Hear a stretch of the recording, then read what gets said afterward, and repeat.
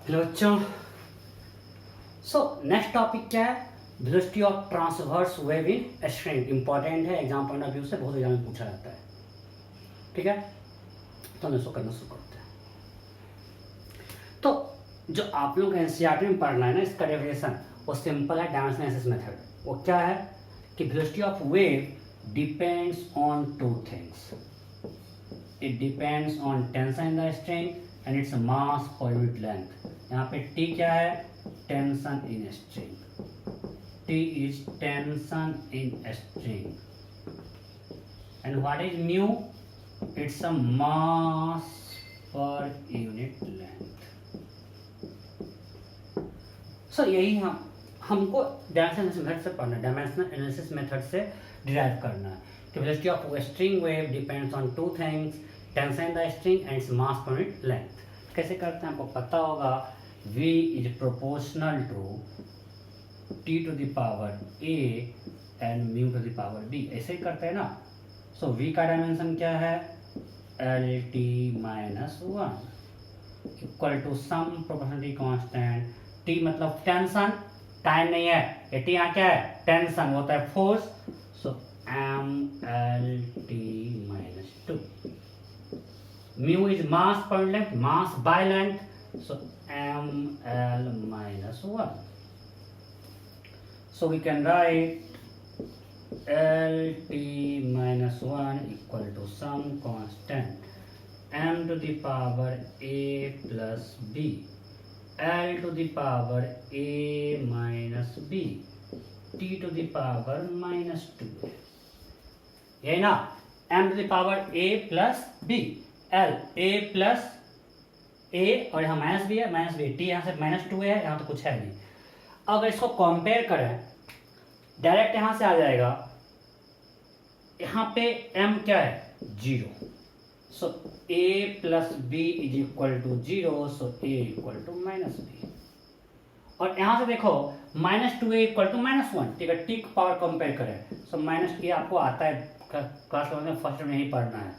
Minus minus cancel, a equal to half, a equal to minus B, b equal to minus half. हमको आया v equal to some constant to the power half to the power minus half.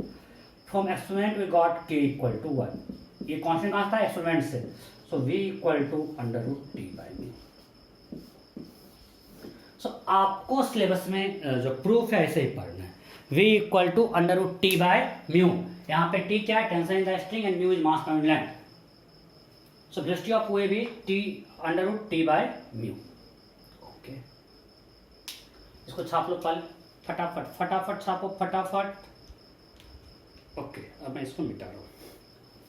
मिटाता हूँ।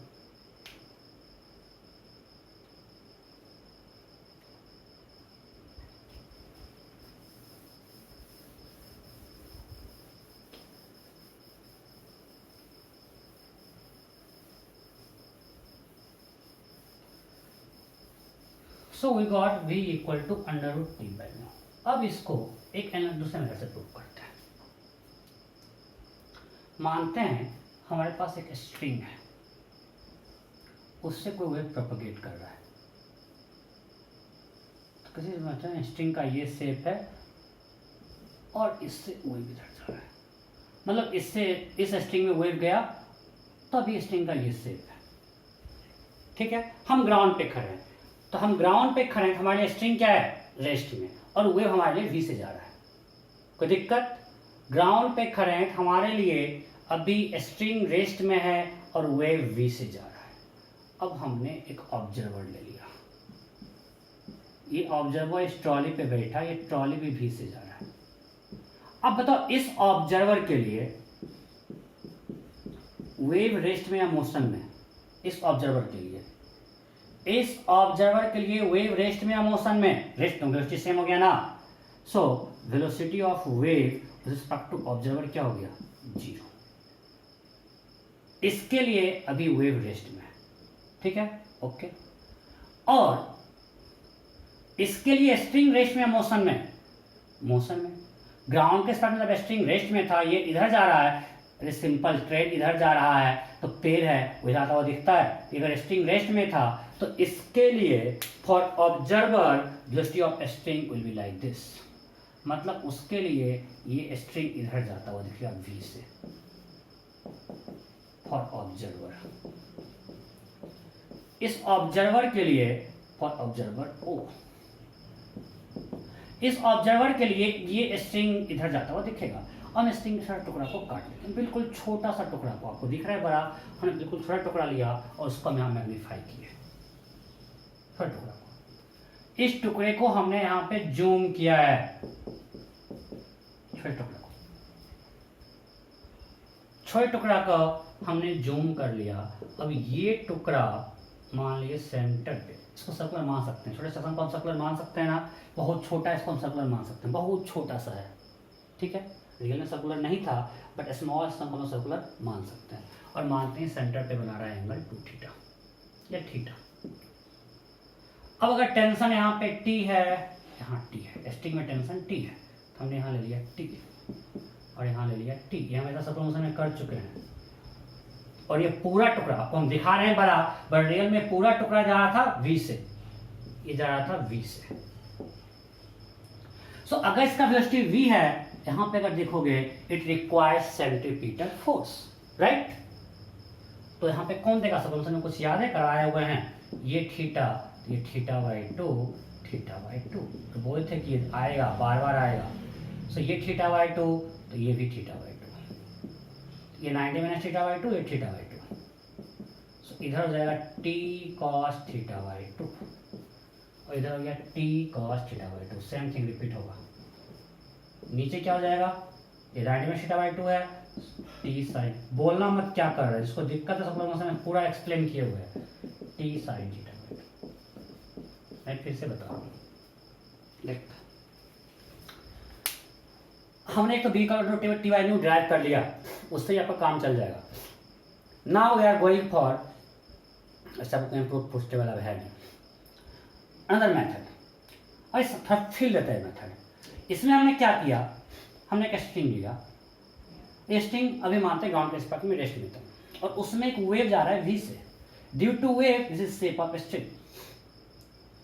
अगर shape of string ये है तो हमने एक observer है जो वो भी v से चल रहा है, इस ऑब्जर्वर के लिए वेव क्या होगा, रेस्ट में, इसके लिए वेव रेस्ट में आ गया और इसके लिए ये स्ट्रिंग इधर जा रहा है, अरे हाँ नहीं, इसके लिए स्ट्रिंग जा रहा है इधर, किस स्पीड से, v स्पीड से, इसके लिए ये स्ट्रिंग जा रहा है v से, कोई दिक्कत, ओके।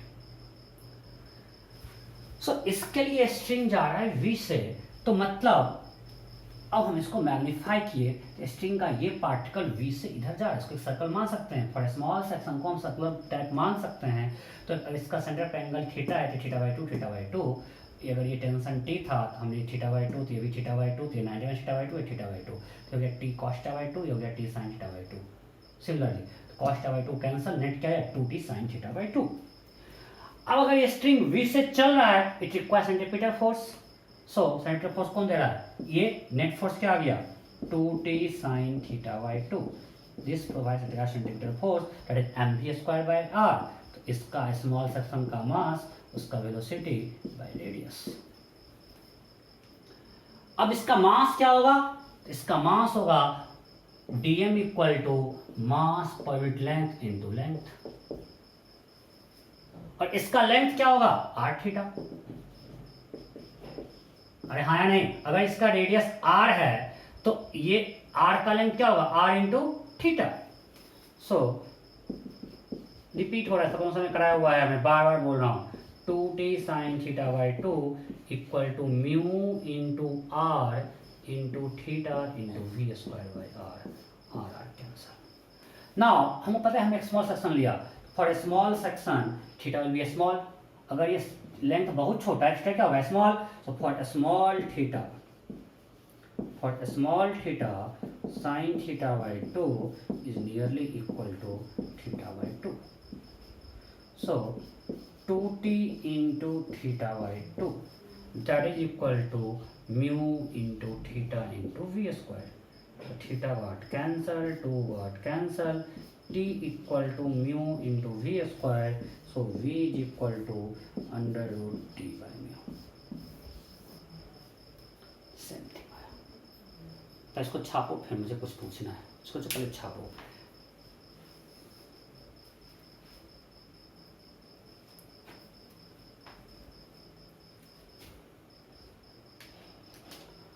ये छाप लिया, ओके, अगर छाप लिया इधर ध्यान दो। अच्छा, v under root T by mu आया किसके रिस्पेक्ट में, ग्राउंड के रिस्पेक्ट में या स्ट्रिंग के रिस्पेक्ट में? वेलोसिटी ऑफ वेव जो under root T by mu है किसके रिस्पेक्ट में? यहीं पे लोग गलती करते हैं। हमने वेलोसिटी ऑफ वेव जब माना कि स्ट्रिंग रुका हुआ है, चल रहा है, रुका हुआ है। जब स्ट्रिंग रुका हुआ है तब ना हमने माना स्ट्रिंग रुका हुआ था तो इसके रिस्पेक्ट में स्ट्रिंग v से चलेगा। तो ये v under root T by mu का है, जब स्ट्रिंग रुका हुआ था किसके रिस्पेक्ट में, ग्राउंड के रिस्पेक्ट में, स्ट्रिंग के रिस्पेक्ट में? ये स्ट्रिंग के रिस्पेक्ट में है। ये किसके रिस्पेक्ट में है? स्ट्रिंग के रिस्पेक्ट में। अगर आप समझ गए तो अच्छा, याद कर लो, इसको हम थोड़ा कंफ्यूज भी करेंगे, आपको जो समझना चाहते हैं उसको मैं समझाऊंगा, टेंशन न लो। जैसे v is velocity of wave, इसको मिटा रहा हूं, इसको मिटा रहा हूं, इसको नहीं मिटाते हैं, इधर मिटाते हैं, इधर इतना कुछ किए हैं। This v equal to under root T by mu, here v is important concept है, velocity of wave with respect to string. ये ग्राउंड के रिस्पेक्ट में नहीं है, ये स्ट्रिंग के रिस्पेक्ट में। क्यों? क्योंकि हमने जब माना कि वेव जा रहा है v से, स्ट्रिंग रुका हुआ था तब ये आया। स्ट्रिंग रुका हुआ था तब ना इसके रिस्पेक्ट में स्ट्रिंग v से चल रहा है। चलो हम दूसरा एग्जांपल लेते हैं कि स्ट्रिंग v1 से चलता और वेव चल रहा है v से। अगर वेव चल रहा है v से और स्ट्रिंग चल रहा है v1 से, तो अब बताओ मेरे रिस्पेक्ट में अगर हम इस ऑब्जर्वर पे बैठ जाएं तो ये जो वेलोसिटी आएगा, ये आएगा v या v, अगर मानते हैं स्ट्रिंग जाता है v1 से, तो ये क्या होता है? पहले आप छाप लियो ना, इसको गंदा मत करना फिगर को, पहले आप छाप लेना। अब मैं कुछ सुनाने की कोशिश कर रहा हूँ, पहले मैं आपको बताया समझ गए, छाप लिए। अब मैं आपको थोड़ा और एक्सप्लेन करेंगे उसको, पता नहीं आप कंफ्यूज समझो, मेरे को पता नहीं, बट अगर आप नहीं समझ रहे हो इसको बस याद कर लेना, परेशान नहीं होना कि रिस्पेक्ट टू स्ट्रिंग होता है ये। अब मैं समझाने की कोशिश कर रहा हूँ। मानते हैं अगर स्ट्रिंग रुका हुआ नहीं होता, स्ट्रिंग v1 से चल रहा है और वेव v से चल रहा है, ग्राउंड के रिस्पेक्ट v है, ग्राउंड के रिस्पेक्ट मान लेते हैं। अभी हम क्या मान रहे हैं? v is velocity of wave respect to ground.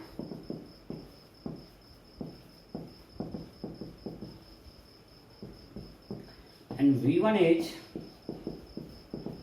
Velocity of string with respect to ground. अब फिर से ऑब्जर्वर लिए v, अब ये ऑब्जर्वर के लिए वेव रुका हुआ है और अब इसके लिए वेलोसिटी ऑफ स्ट्रिंग क्या होगा? v1 माइनस v हो जाएगा। अरे हाँ या नहीं? इसके लिए अब वेलोसिटी ऑफ स्ट्रिंग क्या होगा? v1 माइनस v, मतलब स्ट्रिंग का ये पोर्शन चल रहा है v1 माइनस v से। अरे हाँ या नहीं? कोई दिक्कत? अब स्ट्रिंग का ये पोर्शन किससे चल रहा है? v1 माइनस v से इधर। हाँ या नहीं? तो यहाँ पे v होता या v1 माइनस v होगा? ये तो v1 माइनस v हो गया, तो यहां से हमको क्या मिलेगा? v1 minus v। तो अगर v1 माइनस v आया तो वो उधर जा रहा है v माइनस। चलो अगर अब इसके रिस्पेक्ट में वेलोसिटी ऑफ स्ट्रिंग क्या होगा? v1 minus v। अगर ग्राउंड के रिस्पेक्ट में स्ट्रिंग जा रहा है v1 से, ऑब्जर्वर जा रहा है इधर v से, तो velocity of string with respect to observer equal to velocity of string minus velocity of observer, that is v1 minus v। Okay, तो अब ये फॉर्मूला में जो हमने फिगर बनाया, सर्कल घूम रहा है, वो सर्कल किस सर्कल में उस पार्टिकल का स्पीड क्या है? v1 माइनस v या v1 माइनस v। तो यहाँ क्या हो जाता है? हर जगह v1 माइनस v का स्क्वायर, यहाँ होता है v1 माइनस v का स्क्वायर। तो यहाँ से हमको क्या मिलता? अरे हर जगह v1 माइनस v हो जाता, मैं बार रिप्लेस नहीं कर रहा हूँ, हटाओ इसको। यहाँ से हमको मिलता v1 minus v equal to under root T. मतलब स्ट्रिंग इधर जा रहा है अंडर रूट टी वैल्यू से, सो v माइनस v1 भी क्या होगा? अरे मैग्नीट्यूड मॉड है ना, सो ये v आया, v माइनस v1 आया, under root T by mu क्या आया, v माइनस v1 आया। v माइनस v1 क्या है, velocity of wave with respect to string. Wave जा रहा है v से, स्ट्रिंग जा रहा है v1 से, तो velocity of wave with respect to string क्या होगा, v minus v1, vw minus vs, velocity of wave v, velocity of string v1। So under root T by mu आया v minus v1 with respect to string. v हमको under root T by mu अब नहीं आया, जब string चल रहा था अगर ये v आता तो ना ग्राउंड के रिस्पेक्ट में under root T by mu होता, जब स्ट्रिंग चल रहा है ये आ गया v माइनस v1। सो हम क्या समझाना चाह रहे हैं, समझ गए तो अच्छी बात, नहीं समझे तो कोई मतलब किसी बुक में कोई मिलता भी नहीं है। बस आप ये याद रखो, v equal to under root T by mu, here v is velocity of wave respect to string. ये स्ट्रिंग के रिस्पेक्ट में, ग्राउंड के रिस्पेक्ट में नहीं है। इनफैक्ट हम सामने जो फॉर्मूला पढ़ते हैं, जहां भी फॉर्मूला पढ़ते हैं वेव का, वो velocity of wave respect to medium ही आता है। यहाँ मीडियम क्या है, string. So v equal to under root t by mu is velocity of transverse wave with respect to string. That's it. मैं यही समझाने की कोशिश कर रहा था। समझ गए तो अच्छी बात, नहीं समझे तो आपको रिजल्ट याद रखना है। velocity of transverse wave with respect to string is under root t by mu.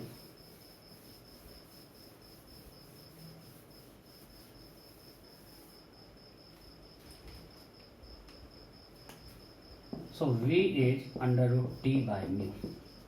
Okay, अब म्यू है मेरा मास पर यूनिट लेंथ। म्यू क्या है, mass per unit length. It can be written as mass length is volume by cross sectional area.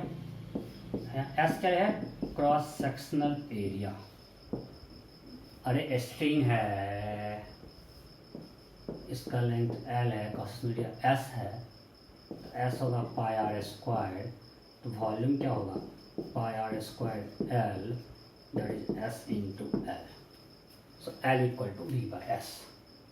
It can be written as M we by V, ऊपर जाएगा S. So mu equal to density into cross sectional area. So you can write it under root T by rho into S, that is under root T by rho into pi are square. So we can see velocity of transverse wave is inversely proportional to 1 by, this is inversely proportional to radius, proportional to 1 by r। मतलब radius of string बढ़ेगा तो velocity of wave घटेगा। कोई दिक्कत नहीं। सो ये हम लोग इतना सब कुछ यूज करते हैं तो आपको ये सब याद नहीं कर सकते, तुरंत ड्राइव कर सकते हो। ये सब कोई बहुत बड़ी चीज़ नहीं है, बहुत ज़्यादा यूज होता है। Mu equal to rho S, question as pi are square. ठीक है, यहाँ तो कोई डाउट है, फटाफट लिखो, फटाफट नोट करो। नहीं, चलो अब इस पे क्वेश्चन करेंगे। सिंपल सिंपल से स्टार्ट करते हैं, बस हो गया, थ्योरी इतना ही है, सिर्फ क्वेश्चन करेंगे। v equal to under root T by mu, velocity of transverse with respect to string. T is tension in the string and mu is mass per unit length. Okay. So next question. Simple question से start करते हैं। Tension in a string is 160 Newton. Its mu is 0.1 kg per meter. Find velocity of wave. V equal to what? Simple, मजा आ गया। Under root T by mu, T is 160, mu is 0.1 meter पर second, 1600, सो 40 metre पर second. कोई doubt है? नहीं, पक्का? ओके, नेक्स्ट मिटा रहे हैं।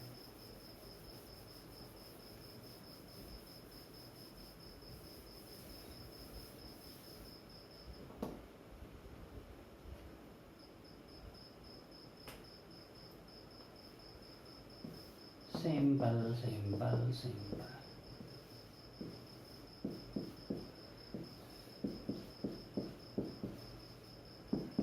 क्वेश्चन है, strings are identical, all strings are identical and mass is identical of negligible mass. Pull is frictionless and massless. Pull is frictionless and massless. Pulley is massless and frictionless. Okay, so velocity of transverse wave in this string is v2 and this string is v1. Find v2 by v1. v2 by v1 फटाफट strings are identical and of negligible mass. अगर negligible मास मतलब क्या, आप हर जगह tension यहाँ पे पूरे string में एक स्ट्रिंग में सेम मान सकते हो. फटाफट जल्दी करो. हो गया. अच्छा, अगर यहाँ मान लिया टेंशन टी है, यहाँ भी क्या होगा टी, यहाँ टेंशन क्या होगा टी 2t. सो v2 equal to string same है √2t by mu. v1 equal to √t by mu. Mu same because strings are identical. ठीक है, तो म्यू क्या होगा same. So what is v2 by v1? √2t by t √2. कोई दिक्कत नहीं. Next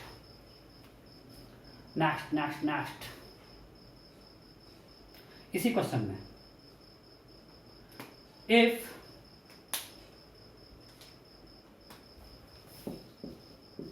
mu equal to 0.03 kg per meter, mu equal to 0.03 kg per meter, then find v1. अभी string का मास नेग्लिजिबल मान सकते हो. Find v1. फटाफट find v1.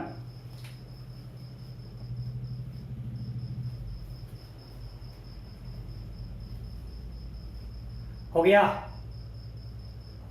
You have to find v1.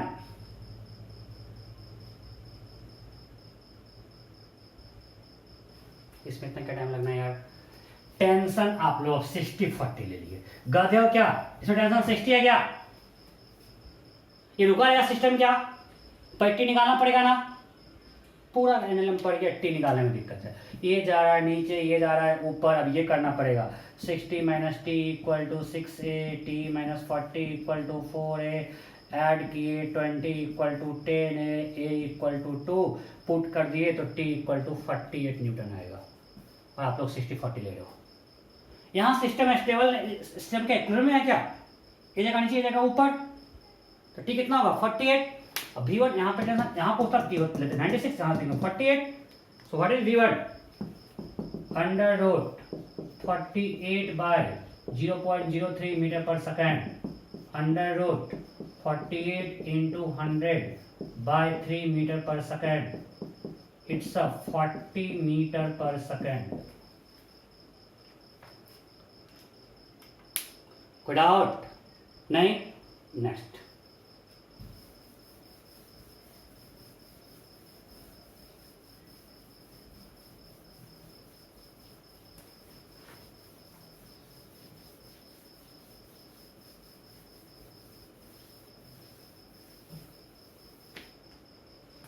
Okay.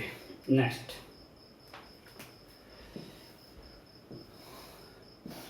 Truck.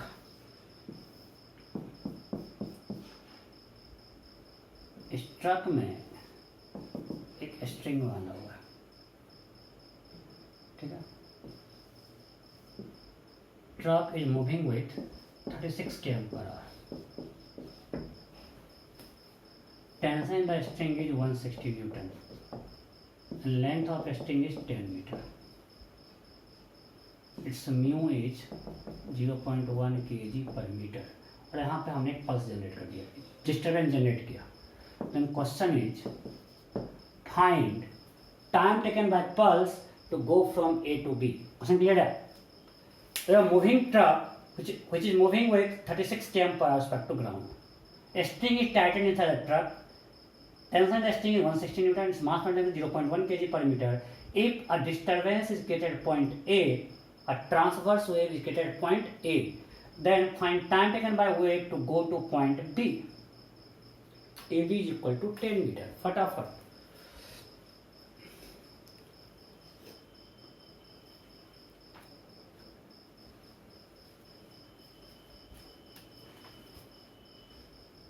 हो गया.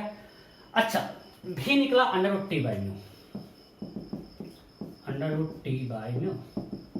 t कितना है 160 and mu 0.1. So it's a 40 metre पर सेकेंड. ये किसके रिस्पेक्ट में? ये जो 40 निकला ये किसके रिस्पेक्ट में, ग्राउंड के रिस्पेक्ट में या स्ट्रिंग के रिस्पेक्ट में? विद रिस्पेक्ट टू स्ट्रिंग, मतलब ये विद रिस्पेक्ट टू ट्रक है, तो ट्रक और स्ट्रिंग को साथ जा रहा है। आप लोग यहाँ गलती कर दिए, 10 ऐड कर दिया, इसको 10 ऐड है सब्ट्रैक्ट किया। अरे इस ये 40 हम किस पे बैठ के निकाले हैं? ट्रक पे बैठ के ना, because v equal to under root T by mu is respect to string, और स्ट्रिंग और ट्रक दोनों साथ चल रहा है। ये 40 किसके रिस्पेक्ट में है? ट्रक के रिस्पेक्ट में। मीन्स अगर ट्रक रुका होता तो ये है ना, हमने ट्रक पे बैठ के निकाला है। जब हम ट्रक पे बैठ के निकाले हैं तो वेव को सिंपली ए से बी जाना है। हमारे तो ट्रक रुका हुआ है, इसका कोई मतलब ही नहीं है। हम जिस फ्रेम में निकाले हैं 40, हम स्ट्रिंग पे बैठे हुए हैं, हमारे ट्रक रुका हुआ है। हमारे जब ट्रक रुका हुआ है तो हमारे इस पर डिस्प्लेसमेंट वेव कितना होगा? 10 मीटर। तो simply T will be equal to 10 by 40, 0.25 second. समझो, मैं फिर से बोल रहा हूं, ये जो under root T by mu निकला, ये किसके रिस्पेक्ट में निकला? स्ट्रिंग के रिस्पेक्ट। मतलब हम स्ट्रिंग पे बैठे हुए हैं, तो हमारे लिए ट्रक रुका हुआ है, चल रहा है। हमारे लिए ट्रक चल रहा है। जब हमारे ट्रक चल रहा, हमारे ट्रक रुका हुआ है, हम जब स्ट्रिंग पे बैठे, हमारा ट्रक क्या है? रुका हुआ है। हमारे लिए कुछ मतलब नहीं है इसका मतलब, हम तो ट्रक हमारे लिए रुका हुआ है, इसका कोई मतलब नहीं है। और हमारे लिए सिंपली हम यहाँ बैठे हुए हैं, ट्रक रुका हुआ है, स्ट्रिंग को वेव को ए से बी जाना है, तो वेव को 10 मीटर चलना है, क्योंकि ट्रक रुका हुआ है। वेव को चलना है 10 मीटर, वेलोसिटी ऑफ वेव हमारे लिए ये है, टाइम होगा 10 by 40। Simple question of relative velocity. कोई हम velocity of wave respect to string निकालते हैं रूट टी बाय म्यू से। क्लियर? नेक्स्ट,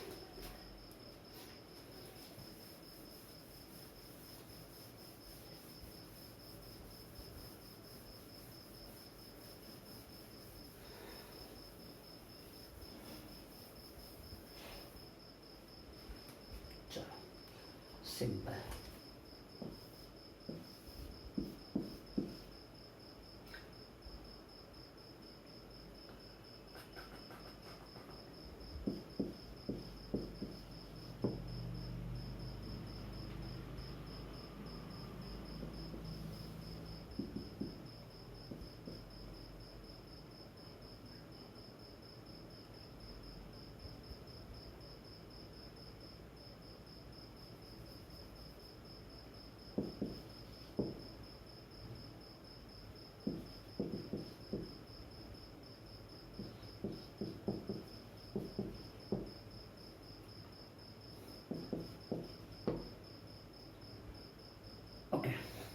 एक क्वेश्चन दिया हुआ है,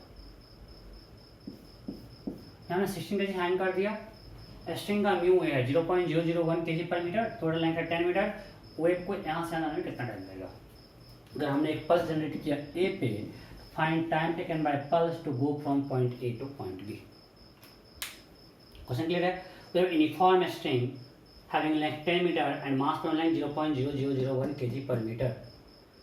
A block of mass 16 kg hanging at the bottom. A pulse is generated at point A, then find taken by pulse to go from A to B. A से B जाने में transverse wave को कितना time लगेगा?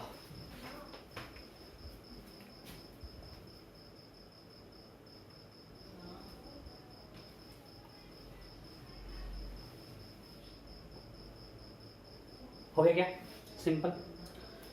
अब देखो, इसका मास real में यहाँ से यहाँ 16 केजी, यहाँ पे कुछ मास इसका स्ट्रिंग का ऐड होगा, बट ये बहुत नेग्लिजिबल मास है, क्योंकि इसका मास और लेंथ इसके रिस्पेक्ट में बहुत कम है। ये 0.001 केजी अगर 10 मीटर से मल्टीप्लाई करेंगे तो यहाँ तक पूरे स्ट्रिंग का कितना मास होगा? 0.01 केजी। तो 16 केजी में 0.01 केजी बहुत नेग्लिजिबल है नहीं है? यहाँ पे 16 केजी है, यहाँ पे रियल में कितना मास हैंग कर दिया? 16.01। सो हम ऑलमोस्ट मान सकते हैं कि यहाँ से यहाँ टेंशन सेम है। एग्जैक्टली सेम नहीं है, बट फॉर कैलकुलेशन है वी कैन एज्यूम कि टेंशन यहाँ से यहाँ सेम है। अगर हम यहाँ से यहाँ टेंशन सेम मानते हैं तो टी कितना हो गया? 160 न्यूटन। म्यू कितना है? 0.001 kg पर मीटर। ठीक है, so v equal to under root T by mu, that is equal to under root 160 by 10 power minus 3। ये हो गया 400 मीटर पर सेकेंड, है ना? और 10⁻4 हो जाएगा 100 आ गया। सो वेलोसिटी ऑफ हो गया 400 पर सेकेंड, तो टाइम हो गया simply 10/400 second, that is 1/40 second. So इतना कम टाइम में वेव ऐसे भी चला जाएगा। कोई डाउट है? किसी कोई डाउट नहीं? पक्का? Okay, next.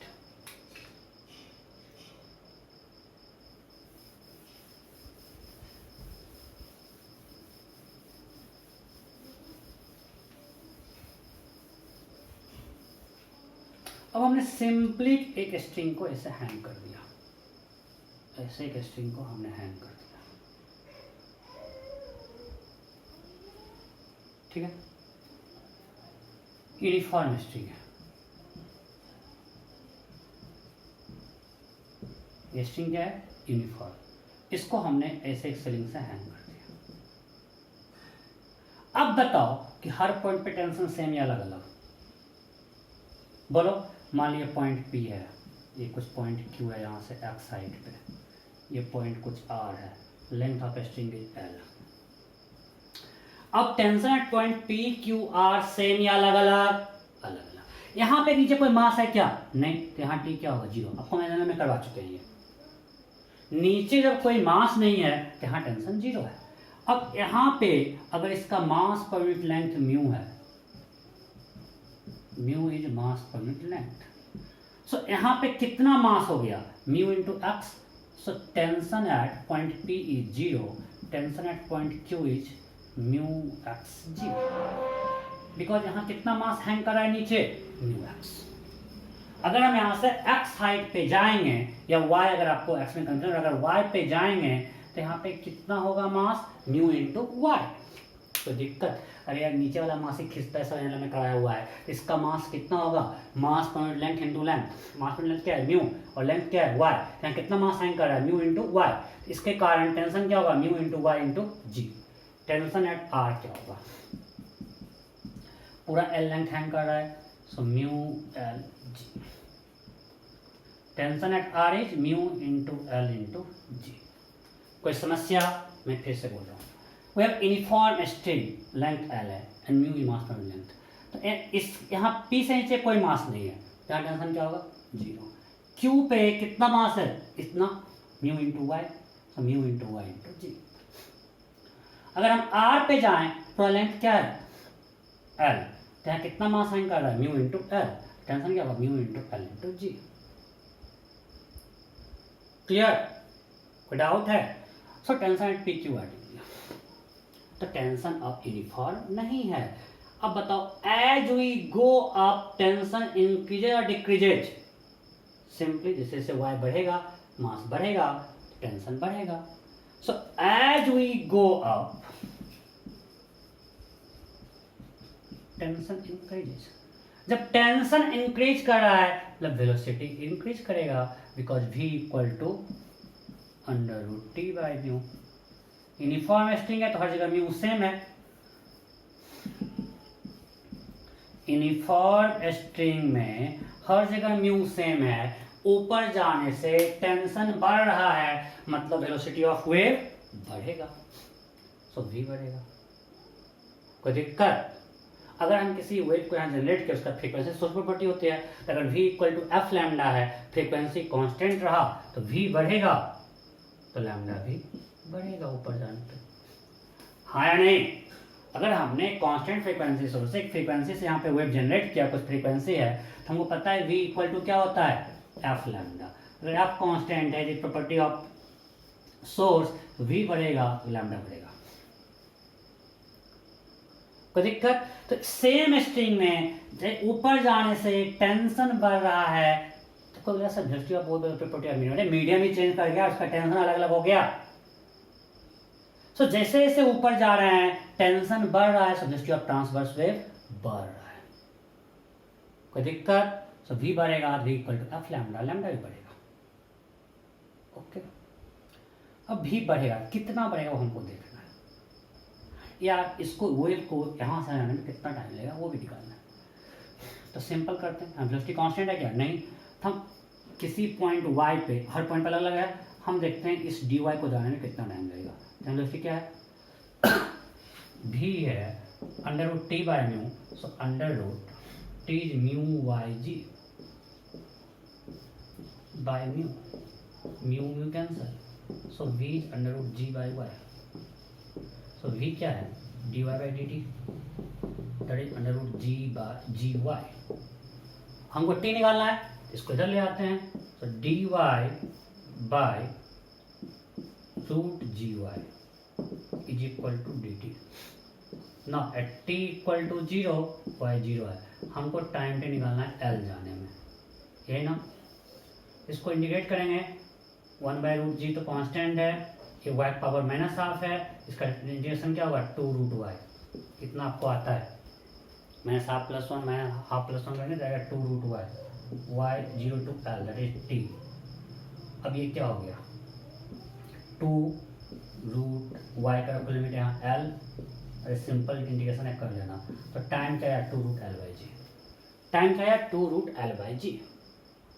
अब इतना इंटीग्रेशन करने की जरूरत नहीं है, इसको छाप लो, हमें तरीका बता रहा है, इतना आपको हमेशा इंडिकेट करने की जरूरत नहीं है। कैसे देखो, अच्छा v e आया, ठीक है, एक बताओ अगर कंपेयर करें इससे V square equal to U square plus 2as, तो यहाँ पे u क्या होगा 0 का टेंशन 0 है, so V square 0 square plus 2a, कितना चला y पे y, अरे y ये कहाँ है y हाइट पे भी है ना, उससे कंपेयर करें। हम क्यों कंपेयर कर रहे हैं, because v square proportional to displacement, देखो यहाँ पे आ रहा है V square is equal to 2ay equal to g y आ गया, y y cancel means a equal to g y 2, means हमको सिंपल मिल गया in uniform string wave goes up with constant acceleration g by 2। Action किधर है ऊपर तरफ, confuse मत करना कि इधर नीचे अर्थ नीचे खींच रहा है, अरे पार्टिकल नहीं है वेव है, ये कोई पार्टिकल नहीं जा रहा है इसको अर्थ खींचेगा। सो हमने एक चीज ड्राइव कर लिया, इतना कुछ नहीं करेंगे, कैसे आपको हम दिखा देंगे, इन uniform string, in uniform, result याद रखो, ये रिजल्ट याद रखना है, बहुत जगह काम आएगा। इन uniform string transverse wave goes up with acceleration g by 2, ये रिजल्ट आपको याद रखना है। इन uniform string transverse wave goes up with acceleration g by 2, result याद कर लो। एक तरीका आपको ऐसे बताया, एक और तरीका है आपका v under root g by, इसको मैं मिटा रहा हूं, जो नहीं नोट किए पॉज करके नोट कर लो। आपको ये पता है कि v dv इक्वल टू होता है a dy, पता है ना, सो a इक्वल टू क्या होगा v into dv by dy, ये क्या है यहाँ पे एक्सेलरेशन निकालते हैं, v है अंडर रूट जी वाई, इसको जब डिफरेंशिएट करेंगे y के रिस्पेक्ट में, रूट जी तो कांस्टेंट है, y पावर माइनस हाफ है या हाफ है हाफ, इसका डिफरेंस क्या होगा 1 बाई 2 रूट y, अरे यार y पावर हाफ है ना, y to the power half का डिफरेंस y के रिस्पेक्ट में होगा हाफ y हाफ माइनस 1, यही होगा ना, N A X N minus 1, minus half आ गया इसलिए अंदर आ गया, इतना आपको पता है, तो root Y cancel, root g into root g g by 2 आया था एक्सलेशन, सेम थिंग तो है, यहाँ से हम प्रूव किए। तो आपको रिजल्ट याद रखना है, क्या याद रखना है कि in uniform hanging string wave goes up with acceleration g by 2, पहला जो है ये आपको पता है कि as we go up velocity increases, अब वेलोसिटी इंक्रीज कर रहा है, हमारा लक अच्छा है कि मूविंग विथ कांस्टेंट एक्सेलरेशन, धीरे धीरे इसका कांस्टेंट से ऊपर जा रहा है, और एक्सेलरेशन कितना है g बाई 2। रिजल्ट आपको याद रखना है, मैं फिर से बार बार बोल रहा हूँ, इंपॉर्टेंट रिजल्ट है, इन uniform hanging string, uniform vertically hanging string wave goes up with acceleration g by 2, इससे कितना आसानी से आंसर निकलेगा, देखो बता रहा हूँ, ये मिटाओ, ये नोट कर लियो, लिख लियो, in uniform hanging string transverse wave goes up with acceleration g by 2, देखो इससे कैसे आसानी से निकल जाएगा।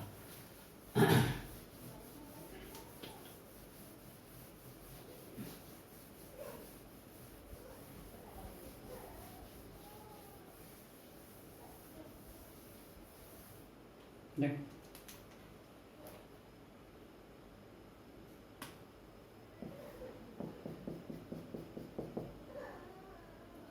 ये क्वेश्चन था, क्यू क्या था 0, ए क्या हो गया g/2, राइट, ए क्या हो गया g/2, डिस्प्लेसमेंट क्या है ये ना। सो अप्लाई कर लो, ये अप्लाई कर सकते हैं ना, ये क्यों अप्लाई कर सकते हैं, बिकॉज ए कांस्टेंट है, तो एस मेरा है एल, ये है 0 plus half g/2 T square, so T square equal to 4l/g। सो देखो कितना आसानी से आ गया टी, सिर्फ ये रिजल्ट याद रखने से कि यहां से वेव शुरू किया, इसको यहां जाना है, उसका डिस्प्लेसमेंट कितना है l, यहाँ पे u क्या है 0, बिकॉज यहाँ टेंशन है 0, एक्शन क्या होता है हमको याद रखना है। हम तो बोलते हैं ये भी मत करो, क्योंकि यहाँ पे अगर यूज नहीं होता तो क्वाड्रेटिक सॉल्व करना था, आप क्या करो ये यूज करो, v equal to U plus A T, यहाँ v निकालो, यहाँ v क्या होगा √t/μ, अगर इसका लेंथ l है, मास लेंथ म्यू है, तो यहाँ पे टेंशन क्या होगा μ/Lg, v equal to this, यहाँ v क्या हो गया √Lg। ये समझे कैसे निकाले, अरे इस पॉइंट पे टेंशन अभी निकाले होगा μ/Lg, क्यों, पूरे का मास कितना हो गया, हमको आप लोग समझ रहे हो नहीं समझ रहे हो, इस स्ट्रिंग का पूरा मास क्या हो गया, मास प्रोडक्ट इनटू लेंथ, इसका पूरा मास हो गया म्यू इंटू एल, यहाँ टेंशन कितना होगा म्यू इंटू एल इंटू जी, सो टी हो गया μ/Lg, v होगा √t/μ, μ/Lg/μ, mu cancel, v हो गया √Lg, सो यहाँ v हो गया √Lg, v equal to U plus A T, so v हो गया √Lg, u है 0, a है g/2 t, so t equal to √Lg divide by g/2, ये अंदर जाकर हो जाएगा 2√Lg। ये ज़्यादा आसान है, बिकॉज यहाँ क्वाड्रेटिक आ जाएगा, अगर यहाँ u नॉन जीरो होता तो टी स्क्वायर में क्वाड्रेटिक आ जाएगा, तो इससे आसान है, v अप्लाई, यहाँ पे v निकालो, यहाँ पे u निकालो, v equal two plus A T लगा दो, सिंपल, कोई डाउट नहीं। अच्छा अब बताओ ये कि अगर हम एक पल्स यहाँ जनरेट किया और एक पल्स यहाँ जनरेट किया, इसको यहाँ से यहाँ जाने लगा a to b जाने में टाइम लगा t1, और इसको लगा, ये पल्स 1 था, इसको लगा time t1 to go from a to b, pulse 1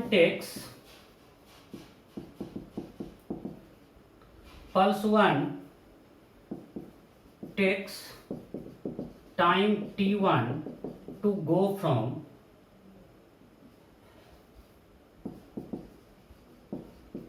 a to b, and pulse 2 takes time t2 to go from b to a, then the following is correct.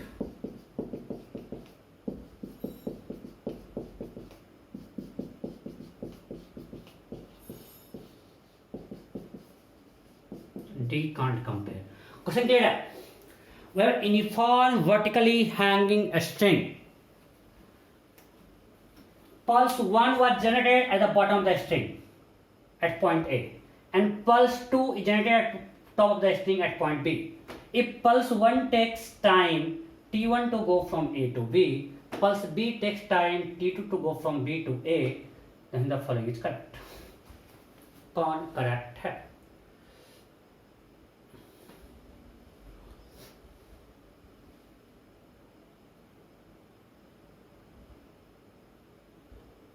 हो गया? क्या होगा answer? t1 equal to t2। कैसे? तो किसी भी point पे दोनों का, जब ये पल्स यहाँ था इसका स्पीड कुछ था, और जब पल्स ये पल्स है उसका स्पीड सेम होगा अलग होगा। अरे v equal to √t/μ, string के किसी भी पॉइंट पे दोनों पल्स का स्पीड सेम या अलग अलग सेम। इस स्ट्रिंग का कोई पॉइंट लेते हैं p, इस पॉइंट पे पल्स 1 और पल्स 2 दोनों का स्पीड सेम या अलग अलग सेम। ये पल्स डिसलेट करेगा, यहाँ पे इसका वेलोसिटी क्या है √Lg, ये नीचे आके डिसलेट करते करते यहाँ पे इसका हो जाएगा 0 और ये एक्सलेट करेगा, राइट? ये पल्स डिसलेट करेगा, ये पल्स एक्सलेट करेगा, कोई दिक्कत नहीं। जब ये डिसलेट करेगा ये एक्सलेट करेगा, इसका डिसलेशन क्या होगा माइनस जी बाई टू, इसका एक्सप्रेशन होगा जी बाई टू। तो किसी भी पॉइंट P को स्ट्रिंग का कोई पॉइंट ले लो, कोई पॉइंट P Q R, दोनों पल्स का स्पीड जब सेम है तो टाइम दोनों क्या लगेगा, सेम। हम एक मीडियम को क्रॉस कर रहे हैं, दो आदमी कर रहा है, और किसी पॉइंट पे दोनों आदमी का स्पीड सेम ही है, दोनों का टाइम सेम ही, अलग अलग सेम ही होगा ना, इसको प्रूव कर देते हैं। T1 तक निकाले, अभी इसका टाइम निकाले 2 बाई जी, इसका टाइम निकाल देते हैं, आपको T2 भी निकाल देते हैं। चलो T2 निकालते हैं। T2 के लिए, इसके लिए U क्या है, U2 क्या है अंडर रूट एल जी, V2 क्या है, जब ये नीचे आएगा तो क्या हो जाएगा 0, और इसके section plus g by two minus g by two, minus g by two. क्यों कि जब ये नीचे आएगा इसका वेलोसिटी घटेगा, ये डिसलेट कर रहा है। यहाँ velocity under root L g है, यहाँ वेलोसिटी 0 है। As pulse two goes down tension decreases, इधर आने पे टेंशन घटता है, जब टेंशन घटेगा वेलोसिटी घटेगा, इसलिए डिसलेशन है। अब निकाल लो V2 equal to U2 plus E2t। So V2 is 0, U2 is under root LG plus minus G/2t, T2। So what is T2? Under root LG divide by G/2, that is again 2 root L by G। Logical है, ये तो कभी समझने की जरूरत भी नहीं थी, सिंपल था कि किसी भी टाइम पे किसी भी पॉइंट पे दोनों वेव का स्पीड सेम है। जो दोनों वेव का स्पीड सेम है मतलब वो सेम टाइम लगेगा क्रॉस करने में। कोई डाउट? आगे टाइम सेम, क्लियर है, पक्का? Okay.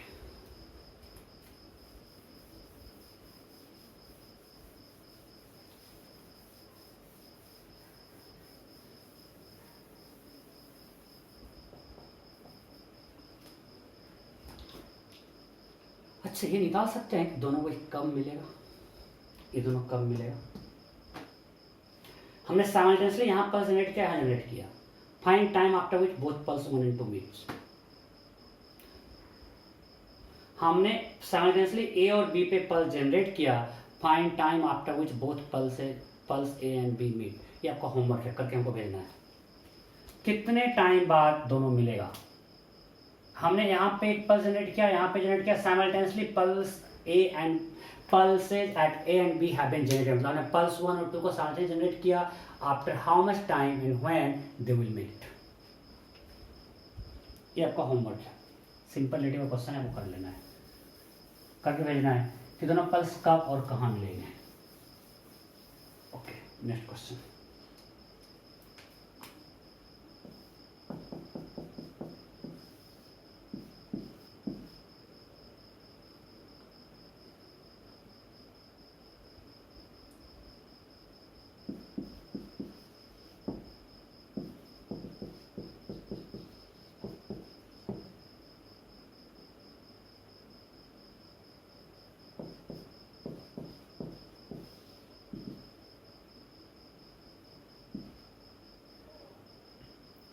Okay, so now uniform string of length 50 meter.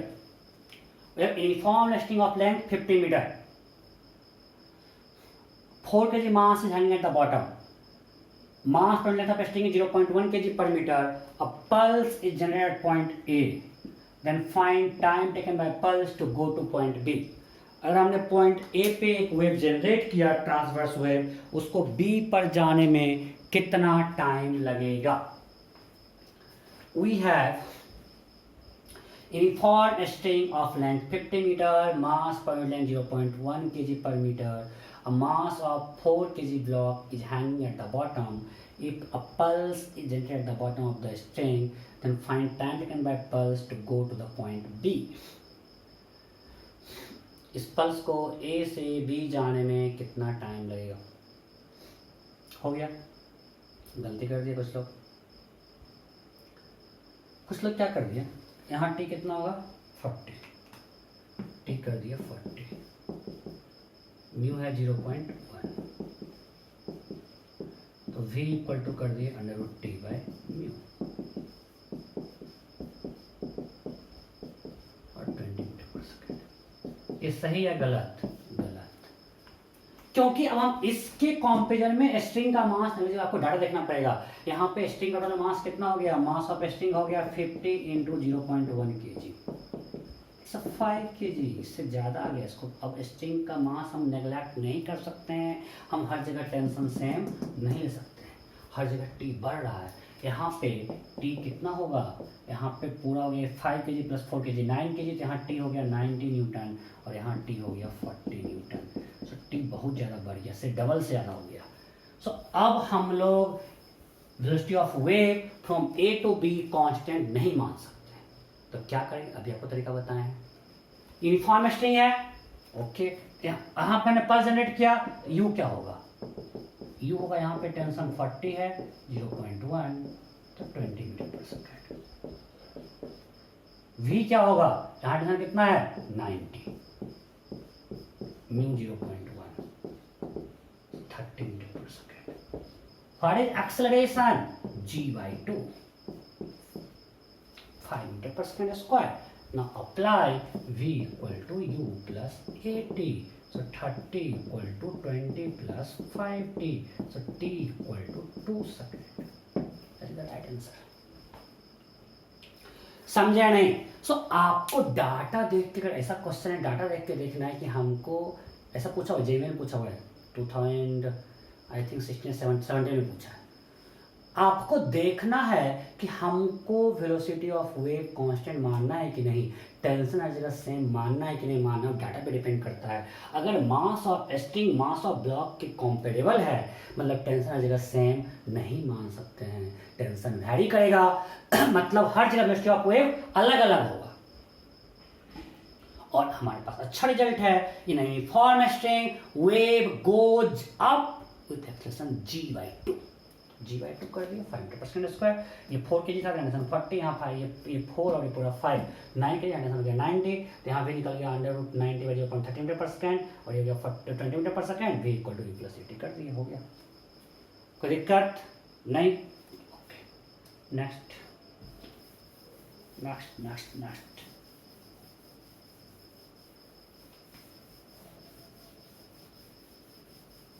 Simple simple से आपको मेरे को होमवर्क देगा, उसी टाइप क्वेश्चन करवा देना, आपको हिंट भी मिल जाएगा। ये uniform hanging string, uniform string.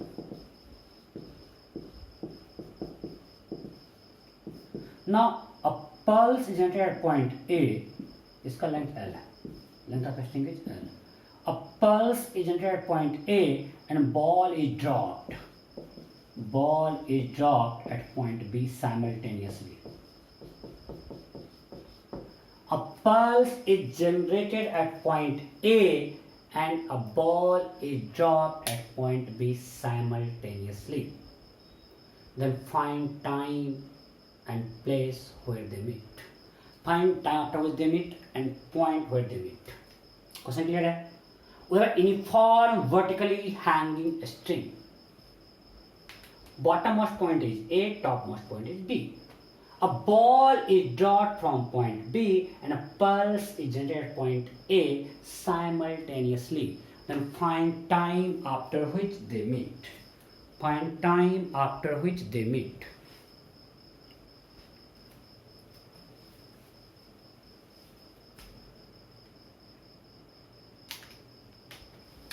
Find time after which they meet. हो गया क्या? टाइम थोड़ा कम पड़ रहा है, जिनका नहीं हुआ है आप वीडियो पॉज कर लो, राइट, और पॉज करके कर लो, मैं कर लो, लेकिन बिना किए आंसर मत देखना। देखो दो तरीका है, एक तो रिलेटिव लगा देते हैं, दोनों का यू क्या है? 0। मान लेते हैं ये 1 ये 2, u1 2 0 का, दोनों का u 0। एक्शन ऑफ ए क्या है? ऊपर की तरफ g/2 j क्या, और एक्सेशन ऑफ बॉल 2 इसको अर्थ की जगह नीचे तो -g/j क्या। अरे हाँ या नहीं? इसका एक्सेलरेशन ऊपर की तरफ है तो j क्या, ये नीचे तरफ एक्सेलरेट होगा कि अर्थ नीचे फोर्स लगा रहा है, -g/j क्या। तो एक्सेलरेशन ऑफ, हम किसको रोक लेते हैं? 1 को रखते हैं, एक्सेलरेशन ऑफ 2 रिस्पेक्ट टू 1 निकालते हैं, 1 को रोक लेते हैं, बॉल पे यहाँ पहुंचा देंगे जब मिलेगा। तो a21 क्या होगा? अरे a21 a2 - a1 -3g/2 right. So what is displacement of 2 respect to 1, इसको रो दिए, ये यहाँ से आया माइनस एल जी क्या, राइट। सो अब L21 equal to relative concept U21t plus half A21t square, so minus L is equal to 0 plus minus 3g/2 half में लगा हुआ है T square, so minus minus cancel, so T square equal to 4l/3g, so t equal to 2√l/3g। कोई दिक्कत? अगर आपको simple लगाना है तो मानते हैं टाइम टी बाद मिलता है, तो टाइम टी में बॉल कितना चलेगा, हाफ जी टी स्क्वायर, और ये कितना चलेगा, यू जीरो है means half g/2 T square. Method 2, ये है मेथड 1, हमने कौन सा लगाया रिलेटिव कॉन्सेप्ट, जो वही बदल में लगा सकते हैं। Method 2, let's assume they meet after time T, ऐसा क्वेश्चन था वही वाला भी, उसमें बस इसका यहाँ पे जी की जगह क्या हो जाएगा, माइनस जी हो जाएगा, माइनस g/2 हो जाएगा और कोई अंतर नहीं होगा। तो हम मानते हैं कि ये मेथड 2 में कि ये टाइम टी बाद मिलता है, मान लिया यहाँ पे मिलता है, तो टाइम टी में कितना चलेगा, ut plus half a t square, a इसका क्या है जी, ये चलेगा हाफ जी टी स्क्वायर, और ये कितना चलेगा ऊपर हाफ ए इसका g/2 है, दोनों मिला मतलब दिस प्लस क्या होगा, L means half G T square plus half g/2 T square is equal to L, right. So half G T square common, 1 plus half is equal to L, so gt square into 3/4 equal to L, so t square equal to 4l/3g, we got same answer। कोई दिक्कत? दोनों तरफ से answer same आना ही चाहिए। कहाँ मिलेगा देख लो, इस टाइम टी में कितना चलेगा, या सिंपल देखो ना 2:1 में बांट रहे हैं, इसका डबल है मीन्स ये होगा 2l/3, पुट कर लेना, ये होगा l/3, पुट कर लो तुम इसमें ना, चलो पुट करो यहाँ पे टी स्क्वायर कितना है 4l/3g, देखो l/3 आ रहा है, और ये g/4 इंटू टी स्क्वायर क्या है 4l/3g, जी कैंसल, l/3 आ रहा है ना, लॉजिकल है। सो नीचे से l/3 और ऊपर से 12/3 पे मिलेगा। पुट आउट, क्या करवा रहे हैं सर, अरे ठीक से देख, सिंपल क्वेश्चन है, एक तरह से मान लो दो पार्टिकल है, ये पार्टिकल ऊपर जा रहा है एक्सटेंशन g/2 से, ऊपर की तरफ एक्सटेंशन इसका g/2 है, इसका एक्सटेंशन नीचे की तरफ g है, कहाँ मिलेगा, ये आसान आपको लगा हुआ, यहाँ पे आपको रिलेटिव आपको आता कहाँ है, अरे रिलेटिव कौन सा यूज क्यों, हमने मान लिया they meet after time T, तो टाइम टी में बॉल कितना आएगा, ut plus half a t square, a इसका की तरफ जी है, टाइम टी में बॉल चलेगा half G T square, u zero है, यहाँ पे टेंशन जीरो है, स्टेबिलिटी का ट्रांसफर यहाँ पे क्या है जीरो, बिकॉज यहाँ टेंशन जीरो है। अब wave is going up with action g/2, तो टाइम में कितना चलेगा ut 0 plus half a g/2, half g/2 T square, जब दोनों मिलेगा कितना होगा वैल्यू l, तो this plus this equal to l, बस टी का वैल्यू निकाल लो, क्लियर, ओके मिटाएं।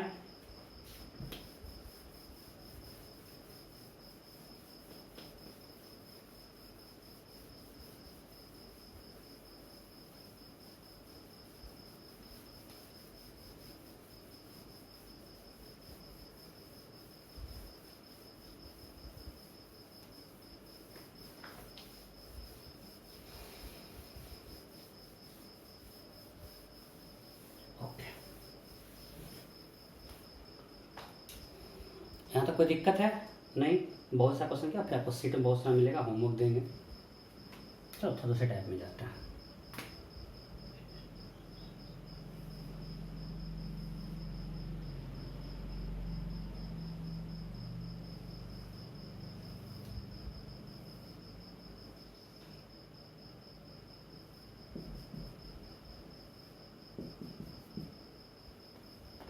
ओके, इसका रेडियस r है और इसका रेडियस है 2r, ठीक है,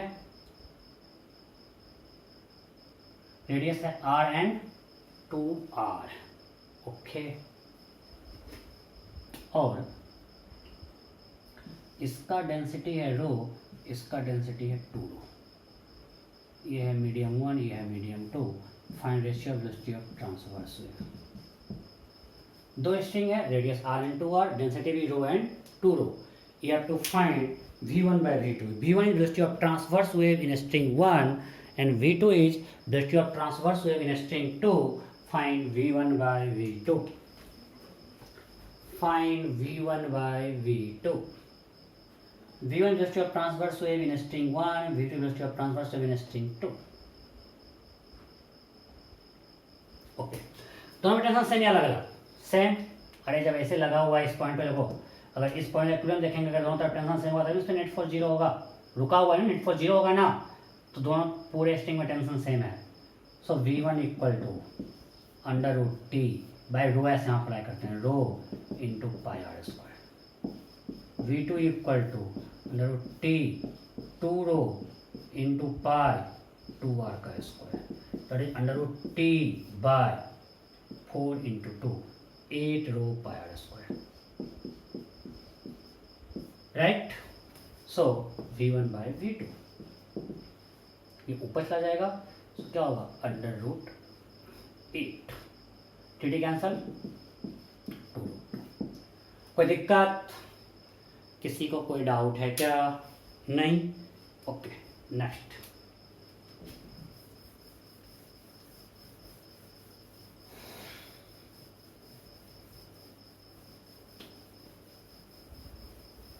Next question.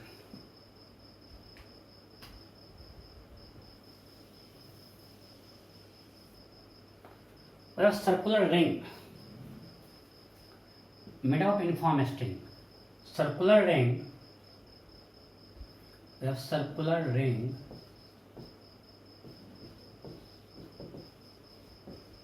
made up of uniform string.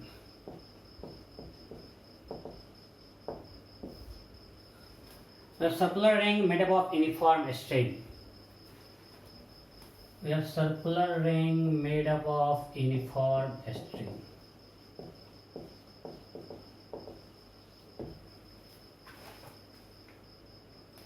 And radius r. And radius r. This ring is rotating with angular speed omega. Rotating with angular speed omega.